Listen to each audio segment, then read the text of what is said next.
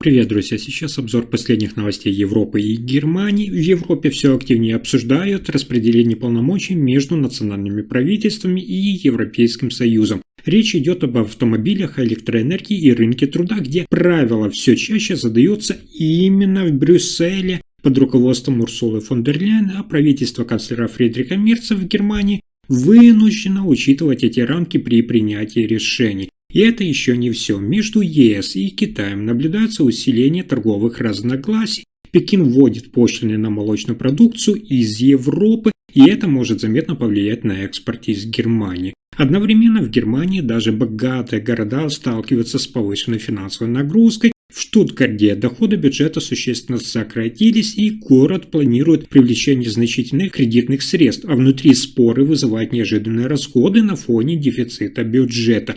И еще одна тема напоследок – это экономика и потребительский спрос. Немецкие торговые сети рассчитывают на сильные рождественские продажи, которые могут повлиять на ситуацию в Германии и в Европейском Союзе в целом. Обо всех этих последних событиях Европы коротко расскажу буквально за несколько минут.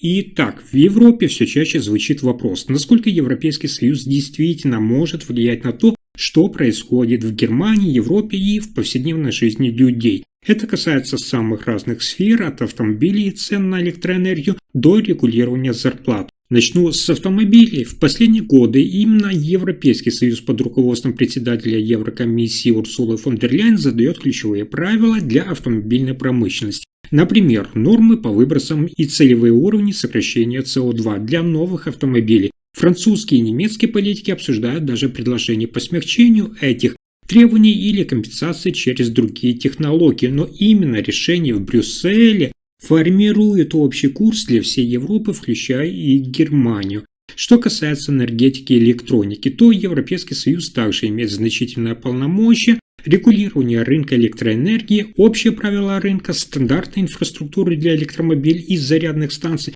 И все это координируется именно на уровне Евросоюза. Вопросы доступа к дешевому и стабильному электричеству для крупных производителей и частных потребителей зачастую зависят от тех директив, которые обсуждаются и принимаются в Брюсселе, а не только в Берлине. Третий крупный блок – это рынок труда и зарплаты. В Евросоюзе нет единого закона о минимальных зарплатах для всех стран, но Брюссель активно влияет через директивы о равных условиях труда, социальной защите, отчетности компаний и правилах занятости. Германия и другие страны просто обязаны учитывать эти нормы при формировании собственной политики. Это означает, что даже если правительство канцлера Фридриха Мерца хочет провести реформы в сфере занятости, ему приходится делать это в рамках общеевропейских стандартов и согласований. Вы должны понимать, что юридические полномочия Европейского Союза распределены по 3 уровням. Это исключительные, то есть там, где только Европейский Союз может решать, например, торговля с третьими странами. Совместные, где решения принимаются и Европейским Союзом, и странами. Это энергетика, транспорт.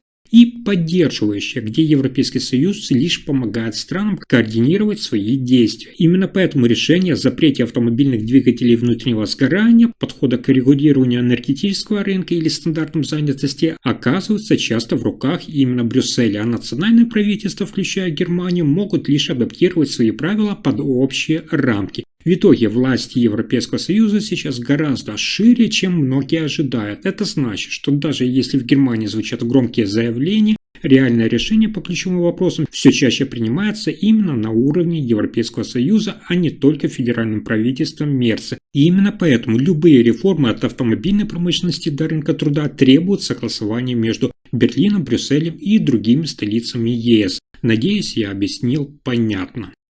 Следующая новость одна из самых важных для Европы. В международной торговле формируется более напряженная ситуация между Европейским Союзом и Китаем. Правительство Китая объявило о введении временных таможенных пошлин до 42,7% на молочные продукты, импортируемые из стран ЕС, включая сыр, молоко и сливки. Эти пошлины вступят в силу с 23 декабря 2025 года и распространяются на широкий перечень европейских молочных товаров. В Пекине объясняют это решение предварительными результатами расследования, которое началось более года назад.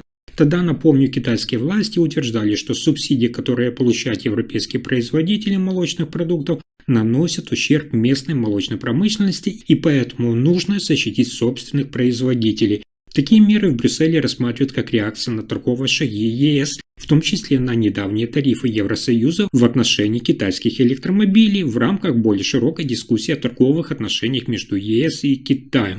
Европейская комиссия под руководством Урсулы фон дер Ляйен выразила несогласие с введенными китайскими пошлинами и заявила о намерении отстаивать интересы европейских производителей в рамках установленных процедур. Это решение Пекина может ударить по экспорту молочных продуктов из Германии и других стран ЕС, которые до сих пор активно поставляли сырые и молоко на китайский рынок. В условиях замедления экономического роста в Европе и повышения нагрузки на экспортные отрасли такие вот пошлины создают дополнительные сложности. В Берлине отмечают, что это решение имеет не только экономическое, но и дипломатическое значение и может отразиться на переговорах между Европейским Союзом и Китаем по другим товарным позициям и тарифам. Для Германии, как вы знаете, крупной экспортной экономики под управлением канцлера Фридриха Мерца, это означает новый вызов не только сохранить позиции производителей на внешних рынках, но и координировать ответ вместе с партнерами по Европейскому Союзу, чтобы торговые разногласия не привели к дальнейшему ухудшению торговых отношений.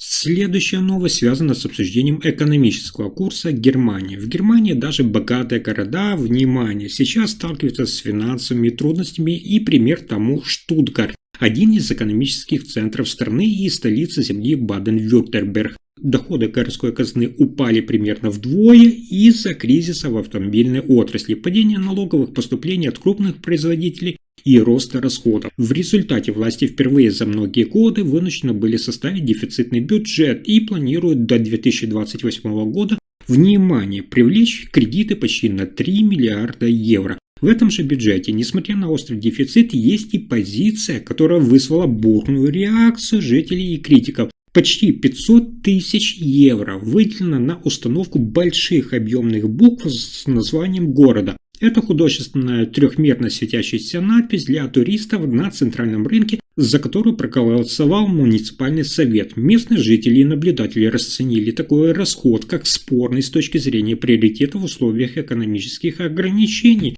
Когда в Штутгарте уже повышаются налоги на бизнес и растут коммунальные и социальные сборы, многие считают недопустимым тратить крупные суммы на эффектный туристический такой объект, который, по мнению критиков, не решает основных проблем города. Кризис в Штутгарте отражает более широкий вызов, с которым сталкиваются и другие города Германии, спад в традиционных отраслях, снижение налоговых поступлений и необходимость балансировать между социальными тратами и инвестициями в инфраструктуру. При этом подобные решения стали темой активного обсуждения не только в Штутгарте, как я сказал, но и в других муниципалитетах страны.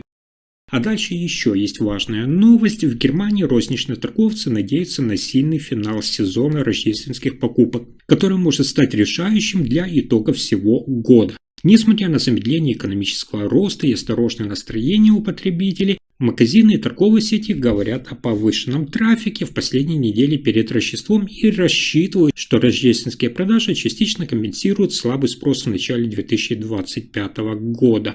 По оценкам Ассоциации розничной торговли, в декабре покупатели тратят больше на подарки, одежду и электронику, нежели в предыдущие месяцы. Это дает надежду, что падение оборота в отрасли может замедлиться, а для многих семей торговый сектор станет источником дохода в ключевой для бюджета период. Особенно сильный рост ожидается в крупных городах Германии, в Берлине, Гамбурге, Мюнхене, Штутгарте, где купоны, акции и новые коллекции привлекают покупателей. Однако розничные аналитики отмечают, что несмотря на важность рождественского сезона, рост покупательской активности не означает устойчивого подъема на весь 2026 год. Тенденции сохраняются осторожно, то есть потребители по-прежнему следят за расходами, а уровень доверия к экономике остается ниже среднего. Это и отражает более широкий круг экономических задач, с которыми сталкивается Германия под руководством канцлера Фридриха Мерца. На этом пока все. Вы слушали последние новости Германии. Если информация оказалась полезной, ставьте лайк, подписывайтесь на канал и делитесь видео. Спасибо за просмотр.